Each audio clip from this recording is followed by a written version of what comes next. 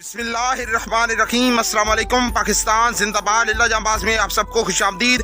अल्हम्दुलिल्लाह आज help trust register के ज़ेरे तमाम 22वें रोज़े को ग्रैंड अफ्तारी कराई गई है, जिसमें 2 बिरयानी की देगों का अतिया दिया है बहरीन से एक बंदे खुदा ने, और बाकी मुकम्मल इंतज़ाम एक बैरून मुल्क से खातून ने किया है।